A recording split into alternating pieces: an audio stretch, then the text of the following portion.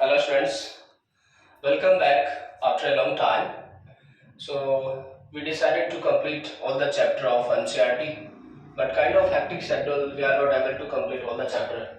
But in this new series, I will give some kind of important topic of every chapter. So we are starting from the first chapter. पहले chapter से हम start कर रहे हैं और पहले chapter में पूरे के पूरे टॉपिक लिखे हुए हैं और 2022 के अंदर कौन से टॉपिक आ गए उनको छोड़कर उसके बाद में जो भी टॉपिक बचे उनके ऊपर हम ध्यान देंगे। तो स्टूडेंट्स, फर्स्ट ऑफ ऑल जो भी आप चैप्टर पढ़ रहे हो उसके बारे में आपको पता होना चाहिए। Chapter first, chemical equation and chemical reaction.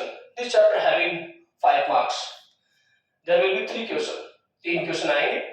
एक क्वेश्चन होगा MCQs, 1 question very short answer question, 1 question long ऐसे क्वेश्चन। एमसीक्यूज और वेरी शॉर्ट आंसर क्वेश्चन ये वन लाइनर है और इसको आपको एक्सप्लेन करना पड़ेगा इस क्वेश्चन को।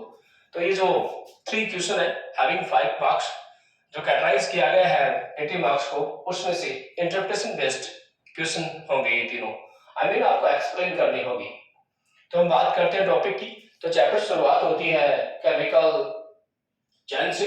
चैप्टर की शुरुआत होती है केमिकल चेन से और जहां पे केमिकल चेंज होता है वहां पे केमिकल रिएक्शन होती है। तो स्टार्टिंग की पेज में अपने को कुछ एग्जांपल दे रखे। तो वे चेंज जिसके अंदर एक नया सबस्टेंस बनता है, कोई भी चेंज हो सकता है, कोई भी नया सबस्टेंस बन सकता है या दैट एक ऐसा चेंज जिसमें एक नया सबस्टेंस बनता है और वो रिवर्सेबल नहीं होता, केमिकल चेंज होता है। और सारे chemical change that takes place in a chemical reaction, जहां पे केमिकल चेंज होता है वहां पे केमिकल रिएक्शन होती है। तो फाइनली एक टॉपिक और आता है कि अपने को पता कैसे चलता है कि यहाँ पे केमिकल रिएक्शन होती है। ऑब्जर्वेशन फॉर केमिकल रिएक्शन, ये केमिकल रिएक्शन हो गई, इसका पता कैसे चलेगा?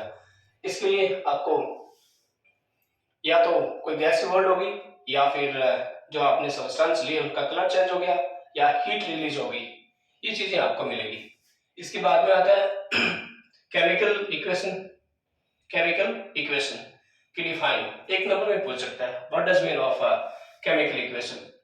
सॉरी। इसके बाद में आता है केमिकल रिएक्शन को रिप्रेजेंट करने के जो तरीके होते हैं उनके बारे में बात करते हैं। तो कोई भी केमिकल रिएक्शन होती है वो अपने अकॉर्डिंग टू एनसीईआरटी के हिसाब से इसको यहाँ 3 तरीके से दे रखा है। पहला, कोई भी केमिकल रिएक्शन को हम सेंटेंस की फॉर्म में रिप्रेजेंट कर सकते हैं। इसके बाद में वर्ड्स की फॉर्म में। ये दोनों के दोनों मेथड मोर इंफॉर्मेटिव नहीं है। तो एक और तरीका आता है जो कि मोर इंफॉर्मेटिव है कि हम कोई भी केमिकल इक्वेशन को रिप्रेजेंट कर सकते हैं with the help of chemical formula, symbol, उनके स्टेट्स के हिसाब से। तो फाइनली हम यूज करेंगे to represent a chemical equation by using chemical formula, symbol and the states of given substance। इसके बाद में फाइनली आता है कि हमें केमिकल इक्वेशन को कैसे बैलेंस करते हैं। फाइनली इस चैप्टर का सबसे इंपॉर्टेंट टॉपिक आता है टाइप ऑफ केमिकल रिएक्शन। तो मैं इस एक नंबर के बारे में बात करूं, एमसीक्यूज के बारे में बात करूं, तो आपको कोई भी यहां से डेफिनेशन पूछ सकता है। I'm talking about very short answer question के बारे में बात करूं तो आपको केमिकल इक्वेशन के बारे में पूछ सकता है, केमिकल रिएक्शन क्या होती है उसके बारे में पूछ सकता है। और रही बात ये 1 मार्क्स का एमसीक्यूज, इसके अंदर यहां से कोई क्वेश्चन आ सकता है। आपको ऑप्शन के अंदर 4 टाइप ऑफ रिएक्शन दे देंगे और पूछेंगे इनमें से डिस्प्लेसमेंट रिएक्शन कौन सी है, या फिर इन विच आपको 4 रिएक्शन दे देंगे, उनमें आपको बैलेंस करके दे देंगे और पूछ भी सकते हैं कि कौन सी रिएक्शन सही तरीके से बैलेंस नहीं है। तो 1 मार्क्स का ये आ गया। इस चैप्टर का सबसे इंपॉर्टेंट जो क्वेश्चन है वो ये 3 मार्क्स का है, लॉन्ग आंसर क्वेश्चन। और ये एक्सप्लेनेशन बेस्ड है, इंटरप्रिटेशन बेस्ड, जिसमें आपको जो भी आपको क्वेश्चन दिया जाएगा उसको एक्सप्लेन करना होगा, स्किल बेस्ड नहीं है। ठीक है, ये इजी रहेगा। तो ये क्वेश्चन यहाँ से आने की 100% संभावना है। तो स्टूडेंट्स, लास्ट ईयर आपको एक क्वेश्चन पूछा था कॉम्बिनेशन रिएक्शन का, जिसमें मैग्नीशियम रिबन को जब हम उसको बर्न करते हैं तो उस टाइम जो रिएक्शन होती है उसका डायग्राम पूछा था। तो इस साल कॉम्बिनेशन रिएक्शन शायद नहीं पूछेगा हैविंग डायग्राम। इसमें एक रिएक्शन आती है कॉम्बिनेशन के अंदर, वो रिएक्शन जिसमें हम क्यूब लाइन को वाटर के साथ रीच कराते हैं तो सिलेक्ट लाइन बनता है। तो ये रिएक्शन इंपॉर्टेंट है। ऑलराइट, डिकम्पोजिशन रिएक्शन में हम बात करें तो अपने यहाँ स्लैब्स के अंदर 3 टाइप की डिकम्पोजिशन रिएक्शन को दे रखा है, उसमें 3 एग्जाम्पल दे रखे हैं। उसमें आप फेरस सल्फेट और पोटेशियम नाइट्रेट का एग्जाम्पल पढ़ सकते हैं, और ये एंडोथर्मिक रिएक्शन है। तो मोस्टली इंपॉर्टेंट है आयरन सल्फेट का, जिसके अंदर हम इसको हम हीट करते हैं तो आयरन का ऑक्साइड, सल्फर डाइऑक्साइड और सल्फर ट्राइऑक्साइड बनता है। ओके, और साथ में डिकम्पोजिशन रिएक्शन में आता है हाइड्रोलाइसिस। ये सबसे इंपॉर्टेंट दोनों है, 3 मार्क्स में यहाँ से पूछने की संभावना है। डिस्प्लेसमेंट रिएक्शन में यदि हम बात करें तो कॉपर सल्फेट में हम आयरन की नेल को डीप करते हैं तो उसका जो कलर होता है आयरन नेल का वो ग्रे से ब्राउन हो जाता है। ये भी एक बहुत इंपॉर्टेंट रिएक्शन है, तो आपको 3 मार्क्स में पूछ सकता है। इसके बाद में आता है double displacement reaction. Double displacement reaction में हम बात करूं तो ये जो 1 मार्क्स का क्वेश्चन है ना, 1 marks very short answer question, इसमें से एक आपको टर्म्स मिलेगा प्रेसिपिटेशन रिएक्शन, तो 1 मार्क्स में ये पूछ सकता है। ऑलराइट, और लास्ट ईयर पूछ लिया गया था ऑक्सीडेशन और रिडक्शन रिएक्शन, ऐसी रिएक्शन जिसमें एडिशन ऑफ ऑक्सीजन होता है और रिमूवल ऑफ ऑक्सीजन होता है। तो लास्ट ईयर ये पूछा गया, इस पे ज्यादा ध्यान देने की जरूरत नहीं। तो लास्ट ईयर पूछा गया था कॉम्बिनेशन रिएक्शन और ऑक्सीडेशन रिएक्शन। एक क्वेश्चन आ गया था, कोई भी आपको रिएक्शन दे दी, उसको आपको बैलेंस करके लिखना था। तो स्टूडेंट्स जो 2022 में आ चुके हैं उसको आप दोबारा मत पढ़ना। इसके बाद चैप्टर में इंपॉर्टेंट आता है लास्ट के 2 एग्जाम्पल, कोरोजन और रेंसिडिटी।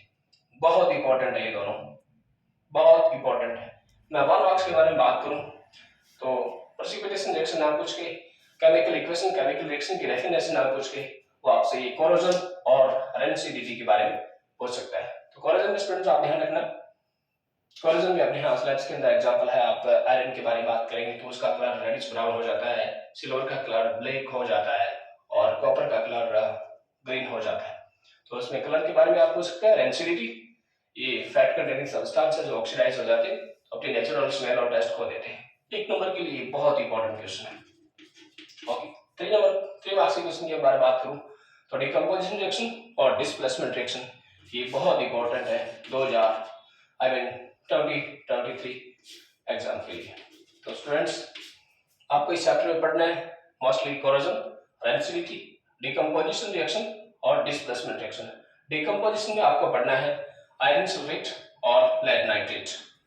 ऑलराइट, इसके बाद में इसमें आता है डिकम्पोजिशन में आता है हाइड्रोलाइसिस ऑफ वाटर। इसके अंदर डायग्राम है, तो ये पॉसिबिलिटी है कि 3 मार्क्स का क्वेश्चन यहाँ से पूछ सकता है। और 3 मार्क्स का क्वेश्चन यदि पूछना चाहेगा तो 2+1 की फॉर्म में पूछ सकता है, 1+1+ की फॉर्म में पूछ सकता है। ऑलराइट फ्रेंड, तो आप इसको आपको ध्यान से पढ़ना होगा। तो मोस्ट इंपॉर्टेंट टॉपिक 2023 के लिए corrosion, rancidity, decomposition reaction, displacement reaction और आपका hydrolysis of water. Alright students, जो लास्ट ईयर आ गए उनमें से रिपीट होने की संभावना 0 है, तो आप उनके ऊपर ज्यादा टाइम मत देना, जाते समय आपको इन पे ज्यादा ध्यान देना। एग्जाम से पहले आपको इन टॉपिक पे ज्यादा ध्यान देना है। और लास्ट ईयर जो भी कई साल पहले जो कुछ एग्जाम में क्वेश्चन पूछे गए हैं तो आप उनका लैंग्वेज चेक कर सकते हो किस प्रकार से पूछ सकता है। तो ये थी अपने चैप्टर टेस्ट के बारे में समरी और उनके सारे टॉपिक। अगले वीडियो में हम बात करेंगे चैप्टर 2 का। एक बार फिर बता देता हूँ, चैप्टर में 3 क्वेश्चन आएंगे, 3 question having 5 marks, 1 MCQs, 1 very short answer question, 1 long answer question. Alright, तो लॉन्ग आंसर क्वेश्चन आने की संभावना यहाँ से। तो आज की वीडियो में स्टूडेंट्स इतना ही। Thanks for watching.